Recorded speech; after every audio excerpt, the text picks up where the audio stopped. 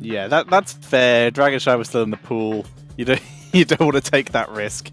So Not we're really. heading to Infernal Shrines, a neutral territory, which once again SPT will certainly have the more padded stats on, but it's still probably their best chance of doing it because there's no way they're going to beat them on like towers and Warhead.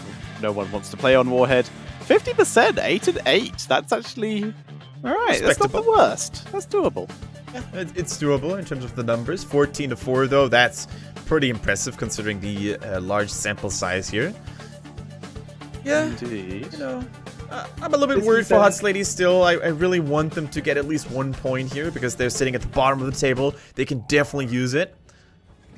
Yeah, it's like the difference, right? This playing on this map as opposed to playing on something like Dragonshire for HotsLady is like the difference between trying to cross a bottomless pit, which would have been like the battlefield or the Dragonshire, and trying to cross a path of burning hot coals. It's gonna suck, but it's definitely doable. Very true. Now we see the Vala band coming in here for SPT. Despite the fact that they're actually the ones picking first, and especially with Jianzhao in your team, we've actually seen plenty of times where Vala was just straight up first pick because he's so damn good in that hero. This time around, they're going for a different strategy once again. You know, never change a running system. Sorry, Melody C. You're back on Tassadar again. Oh, You've got freedom for one game. Now get back on the Protoss. Back where you belong. So then, what are we going to see from HotsLady? What are they going to bring? The supports have been left completely open, so like a sensible one would be to. Well, for starters, you need to work out what the Tassadar would work best with. Taking Lunara early, yep, there we go, would be good because it's a good chance that SPT will still want to try and prioritize Uther. Uther Tassadar can out-heal Lunara, but it's still difficult. It's still difficult. You definitely have a point there. And at this point, I think for HotsLady, it's just like, you know, we don't really have an idea. Like, we have no idea what they're going to pick because they just got destroyed in game number 1. So whether they're going to try to go for another standard game, currently it looks like it, is going to be the question, or if they want to go for something cheesy, for something surprising here maybe. Either way, a team that's definitely not going to surprise us, unfortunately, is going to be SPT. Like, they're going to pick a ranged assassin now, ideally one that works with double support, and they're probably going to secure themselves Uther or maybe Rehgar for the very same reason. Now, it's basically a question like, Quanzhao, on which hero do you want to become MVP now? Maybe Zul'jin, seems good. Yeah, have you been MVP on Zul'jin? Yeah, we could try that one. What do you feel about taking Lost Vikings, just keeping them grouped? Just all living with that. It's going to be Dahaka for the moment. They're going to let Jinzhao adjust depending on what kind of support, what kind of other damage, what kind of tank we do see from a HotsLady. Yeah, now the second bans have arrived. For the HotsLady, what was very scary, or what could potentially be very scary? Definitely something that Jinzhao is going to bring to the table. So the Greymane, I was going to say, there's a couple of basic attackers left, like the classic ones. Greymane, Zul'jin, although Zul'jin normally gets a little bit easier to control rather than the Greymane, so I wouldn't hate it. And, you know, we have seen double support plus mage, but normally it's not the standard. It's not the go-to. Although I wouldn't mind seeing some Kalthas maybe. Maybe some Chromie. Love to see it. The Chromie would be cool. We don't see, even after the rework, we're not seeing a huge amount. Which actually, I think the reasoning we don't see as much Chromie is because China was pretty much running it purely as Q build, and the Q build damage actually got nerfed. It just got other stuff instead. So that actually might be why.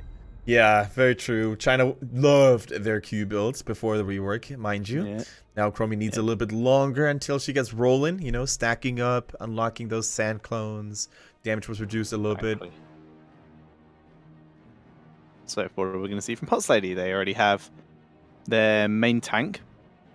They need support. They need potentially second tank, second damage, second support. They left themselves very open to what they like. Ariel's already banned, though. Uther has been left over to them. They could just go straight for Uther. Yeah, totally true. I mean, Divine Pit Mosh, Divine. Let's call it the Divine Pit I like the Divine Pit. That Yep. sounds fun. It's like a Christian heavy metal band. Everyone in the Divine Pit.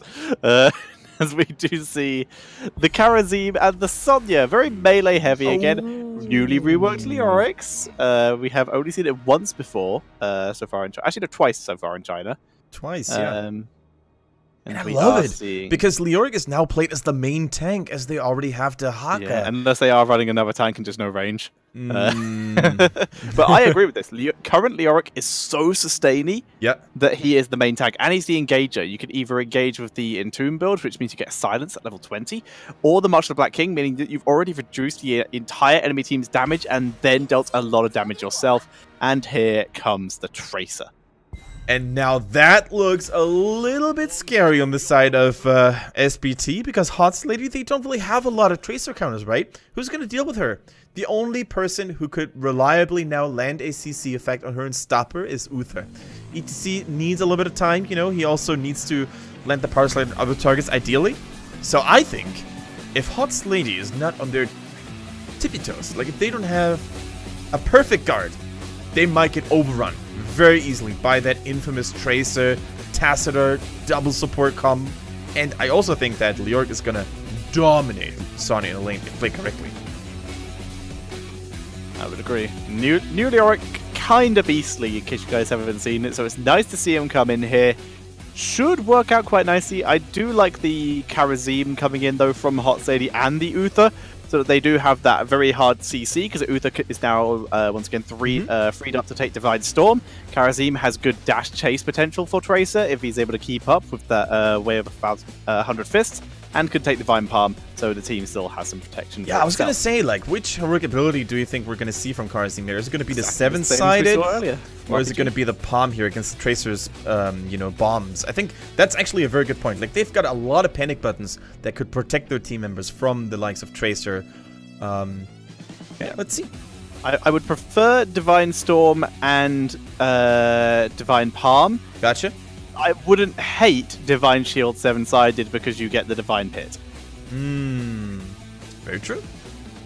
I think it's going to be Divine Shield, Divine Palm, though. I really think they want to keep everybody alive. Unless they feel very confident in making those stun plays, you know, with the Divine Storm, double stunning the Tracer, preventing her from using her recall. That'd be cool to see, but... Maybe they'll go Storm 7-sided, because there is no kill quite like Overkill. Oh, yeah, let's go, baby. We're going to find out who's going to take home the series, or if HotsLady is going to be able to tie it out.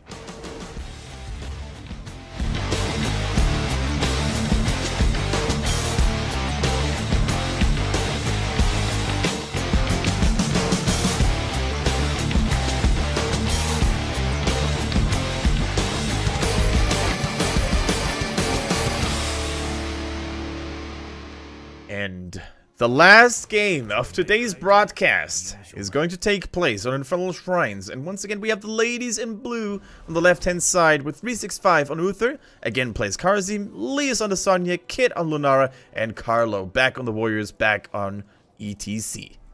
365 is so flexible, Jesus. As we do see on the other side, it is going to be our current champions, SPT, with Jen Zhao on Tracer, Melody C on Tassadar, Misaka on Leoric, Soap on Dahaka, and ZZH on Rhaegar. Bit early for the Christmas skin, but we'll take it. I will take it. We won't bother at all. And here's the thing, right? With newly reworked heroes like Leoric, for example, here... Actually, double Christmas skin. It normally takes a while until people have figured out the one best build or the best build for the right situation. But with Misaka being an absolute legend, internationally renowned warrior player, I really want to carefully watch his take on the new Leoric. And look at that long, mighty tongue on Kit, causing so much damage. But Tracer also needs to get out of harm's way. Holy moly, that is a fiery start. Tracer wanted to chase and realized that was a bad plan and had to recall out after taking a huge amount of damage. But yeah, lovely drag there coming in by Soap. As Misaka finds Leas, drain, pain. And we are seeing the Ossian Renewal, by the way, as the level 1 talent for Leoric. 30% of his maximum health over 5 seconds, with globes lowering the cooldown by 20 seconds. It's actually a really, really solid sustainability. Oh yeah, absolutely. And as you said, once you get a Regen Globe under your belt, you're going to reduce the cooldown by 20 seconds. I think it comes with a 120-second cooldown, which is a long period of time. However, there are some cool tweaks about Infernal Shrines that basically get you more value from this town, right? If you successfully secure a shrine, for instance, it drops 2 Regen Globes, thus 40 seconds less on the cooldown. Mercenary camps are normally being taken quite a bit here. So if Misaka plays it well, if his positioning is on point, then he can definitely get a lot of healing value from that Aussame renewal. And this is kind of awesome because we're currently seeing, like, through all the regions, we're seeing all 3 Leoric level 1 talents. For those that the rework was super successful, we're seeing Consume Vitality a little bit from some NA teams and also in some other games, which is good because it does also give healing in death if you don't have Aussame renewal up, because you do still get the healing when you swing in your skeletal form, I believe. Yep. You get Fealty, which is good for solo laning in a lot of maps because it's kind of spectacular. And of course, as we're seeing now, Aussame renewal for the big old, as maximum amount of sustain possible. This talent, though, almost always the same choice in Neil Peasants. On the odd occasion, we have seen Ghastly reach to combo with the Roll Focus. Yeah, beautiful preemptive shield here on the Tracer.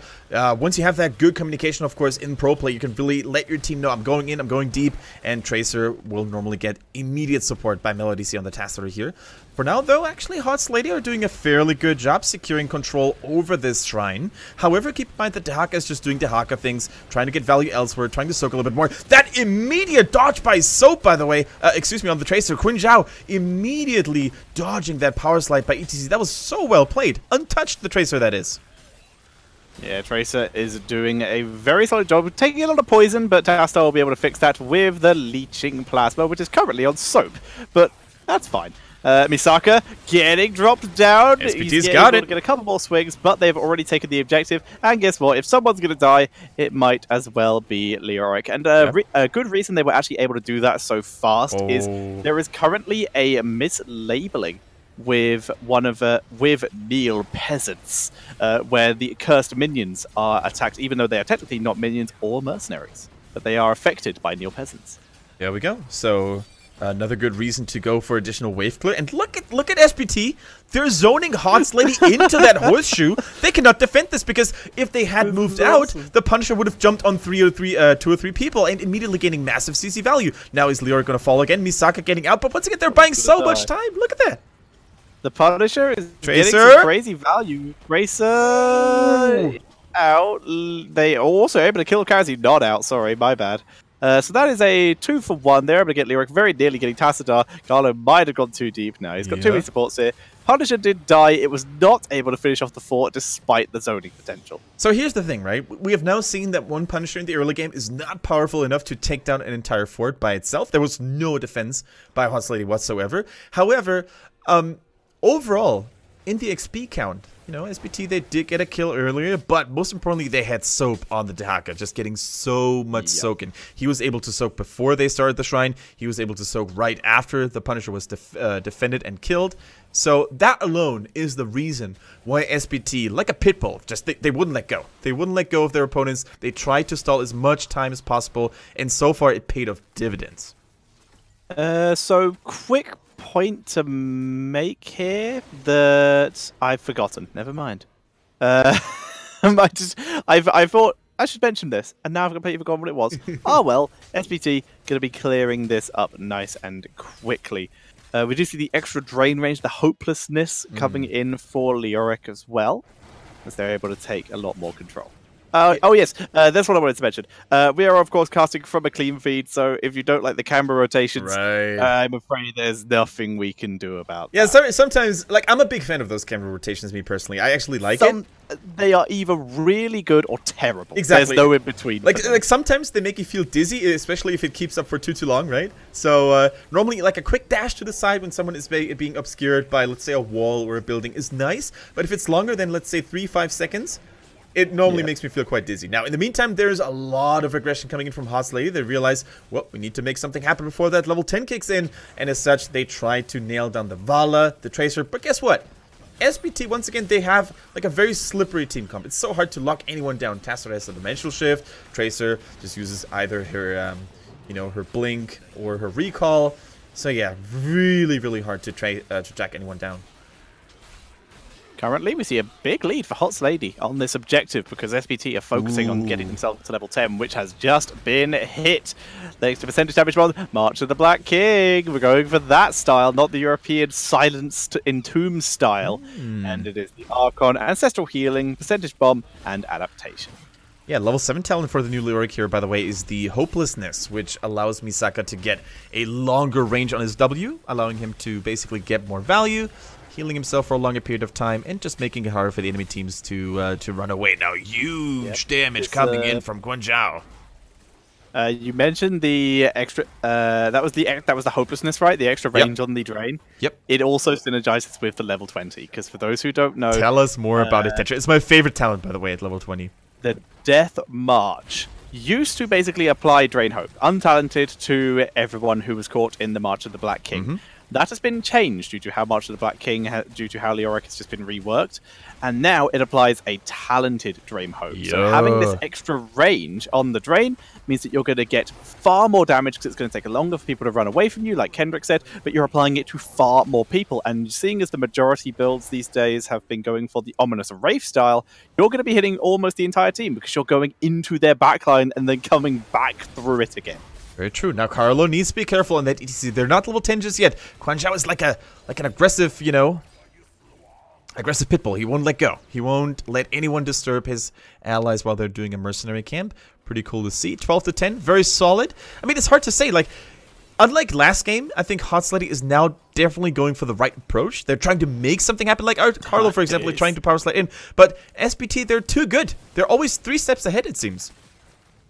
Yeah, Shenjiao has been very efficient on this, and also for people who say, how do we know what Europe picks? So this is going by Open Division. Obviously, current HGC Europe has yet to play on this particular patch, I believe, though we have not seen it. Or have they played on this patch yet? No, they haven't. I'm pretty sure that last weekend was still in the Garage patch. 7-sided coming in. March of the Black King having to be used to keep him alive, doing a lot of damage, but Leaping Strike able to kill off Rhaegar straight away, and HotsLady with a successful invade. Yeah, that Divine Shield saved Kid's life because the bomb by Tracer was about to explode and it would have definitely killed her. She was below 50% health. So a beautiful reaction here by 365. He still's got it, you know? He's still got what it takes to be a good support.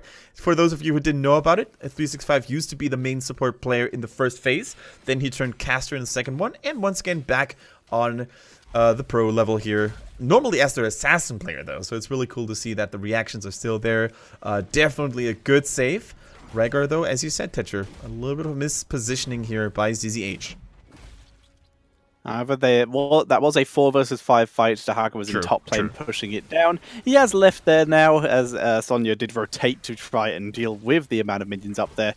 So the rest of SPT, free to respawn, grab health, and clear out these impalers without too much trouble. That accidental kill of the Wisp here, by the way, the new basic attack mechanics here on Leoric cause each attack to splash around the initial target. So the Wisp was affected in the bushes. Sad story. Sad story, rip Wisp, never forget. As we do see. I think you had this conversation. Yeah, I think you had this conversation yesterday, by the way, or the day before yesterday on the Open Division, where you and Grubby were debating whether Leoric's weapon was a mace. First blood, or something like that. You weren't really sure if it was a mace or a maul, I think, but I can assure you it's a mace. Okay, yeah, that was it. Yeah, I couldn't remember if it was a mace or a maul. Don't know me weapon images well enough. I can tell you their stats for pen and paper RPGs, but can't help you more than that. Misaka Wraith walks out, doesn't want to get caught out yet. He's also, interestingly, not gone for Ominous Wraith. It's Unyielding Despair, the reduced cooldown of the Drain Hope. And which, once again, is talented, meaning he's going to have even more Drain Hopes. He's going to have Drain Hope the second he comes out of Death March if he goes for it. I was gonna say, you know, there's a lot indicates towards the fact that, as Tetra said, they're aiming for the late game here, trying to make Misaka as hard to kill, and just wait until that level 20. Of course, it's not guaranteed that we're actually gonna get there with the way the previous game went, but once we get there, that level 20 Death March is gonna be devastating. Here comes March of the Black King, though, not hitting a whole lot, though. Yeah. Leoric doing his very best Moses impression, just splitting the entire team as he waded through them. But once again, it's Rhaegar who suffers from that mosh pit. Soap borrowing to dodge some damage. They're able to kill off Sonya and Lunara, though, still causing havoc in the backline. Soap drops low, but he was just there to drag to allow Zhen Zhao to pick up the kill. In comes Misaka too. Bomb is dropped. No way he can escape. Full team wipe in exchange for just Rhaegar in favor of SPT. This camera tilt is unnecessary. I was going to say, what is going on? The Punisher. Did we have some forbidden substances here for the Observer in the meantime while there was a break going on? Like, what were all those? I know I like him. They only just found the insert and delete keys, and they're like, oh, I can do this. But no, level 16 is available, crushing Hope, and that's even more percentage damage. Leoric is even harder to kill, does huge burst damage at level 20 now if he can keep the Drain Hopes on a lot of people. This is a crazy build, not damage reduction, but they haven't needed a damage reduction. The bombs, you know, oh my god, I can't even begin to tell you how much damage that one Zhao was just doing on the Tracer. He's doing absolutely God's work here, really disrupting the enemy team's backline and recalling out so quickly, there isn't even time for anyone on the side of HotsLady to nail him down. Neither Uther, nor ETC, nor Sonya have been successful up to this point. He's just a phantom. He doesn't even exist. Exactly. He's a phantom with 2 submachine guns just absolutely clearing out. As we see SPT. Words! What? Every single time they ETC tries to make a play. Tracer blinks away. Tassadar hits E. He can't hit anything. The only person he can hit is Rhaegar. The only one person who doesn't have an escape ability like that. Yeah, it almost feels like Carlo is fighting windmills here. He's really trying hard to make it work, but unfortunately, everyone on the side of SPT is too elusive. There is nothing they can do. Like, if you catch anyone, except for Rhaegar maybe, he's the only target that has so far successfully fallen. But everyone else is going to have some sort of escape. You know, the burr from Dehaka, the recall by Tracer, the dimensional shift, the Wraithwalk. It must feel so frustrating if you're a playmaking warrior like ETC in that game, because you're really trying hard. It's just that the enemy team is too good. Yeah, the enemy team is just doing so much, and even the threat of a mosh pit just isn't enough. Like, they've dropped some moshes, but the fact is they have 1 total interrupt for mosh pit in the form of Dehaka's drag. True. That's it. That's the only interrupt they have. And it's still not winning them the game because SPT are too mobile. They're ignoring ETC, causing too much pressure, too much mayhem. They just can't do much about it. Sonya may have to leave now. So not fast enough yet, or at least not able to get close enough. I don't know if he's fully stacked yet. Yeah, Soap is fully stacked. That's why he was getting there so quickly. You know, the race car Dehaka, always a pleasure to observe. But it's not just the draft and the heroes they chose, SPT that is. It's also the way they position themselves. It's very rare for them to actually clump up and stack up as a 5-man unit nearby. They're always trying to, you know, flank them from different angles. They're always trying to keep some space in between themselves so that Carlo is going to have an even harder time to really make something happen now. The showstopper being chosen, I'm not sure if that is a good choice against Leoric. Probably won't do anything against the percentage damage. Did you see that massive length on his Drain Hope, by the way? Fantastic. Yeah, I can't wait to see this death march. Oh, yeah. I really hope that HotsLady live long enough for it to happen, because if they die here, it's over. Also, Dehaka's kind of ending the game. As he's pushing in with catapults now. As a mercenary camp is on the way. Yeah, Leaping Strike having to use Divine Shield, keeping Lunara alive. Mosh pit. Time on Leoric, but Leoric's just tanking through it. Ancestral keeps alive, March of the Black King. And it's a massacre. Lunara taken out by Zhen Zhao. Down to Lias, who has been targeted. Dehaka arrives as well to try and chase down Uther here. And will he catch up with Uther? Doesn't look like it. Looks like he's going to escape. But in the meantime, that's still going to be... Oh, hang on. Soap just doesn't miss any tongues today. They want it. They want it. Oh, got him. And they pick up the kill.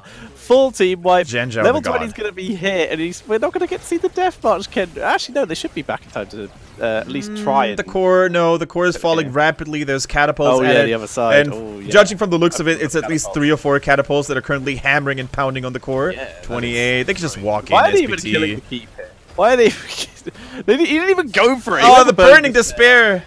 That's still good. That is a really cool ability. Yeah. Either way, GG, well played. It is SPT taking the 2-0 in, once again, convincing fashion. Catcher, after watching this best of 2 right now, can you even believe that in the first round, HotsLady was able to take one map of SPT? Like, they just got absolutely manhandled and demolished. Look at those sweatpants, by the way. I want a pair of those. Yep. Those are cool. Yes. No, but can you believe it? Like, this was probably the most one-sided series we have seen in the entire season of HGC China here so far. Yeah, couldn't agree more. And much like the computers of old, it took SPT a week or so to warm up, but now they are running, and they are running well. They were able to run through, in this case, HotsLady with the 2-0. They also broke our rhythm of only having ties again on the first play day of the new new round. So, you know, not too much is going to change there in the overall standings, because SPT, they basically, you know, they established themselves at the very top already, and it's only going to get bigger now. It's only going to get harder for CE to catch up. That actually only changes one position in the standings. Yeah. And that is, like, for starters, SPT is still in first. Beyond the Game and Challenge, both went 1-1, so they remain where they are. The One and Soa both went 1-1, they remain where they are. KT and RPG, they both went 1-1. They almost remain where they are, but they remain where they are of each other. HotsLady didn't win anything, so they were tied with RPG. HotsLady are now in dead last with 4 points still, and RPG gaining their 1 point, move into 7th place with 5. And from now on, ladies and gentlemen, I think it is safe to say that all we need to do as HGC China fans, you know, at BlizzCon, we're gonna send our prayers up to the Lords of Travel, or the Gods of Travel, and we're gonna hope that SPT is finally able to play with their final and ultimate roster. No subs, please. No Simbas. You know, no hate on Simba. We love you, and you gave us good games, but we want soap now. And we want Misaka. Final boss. Yes. We want final boss SPT.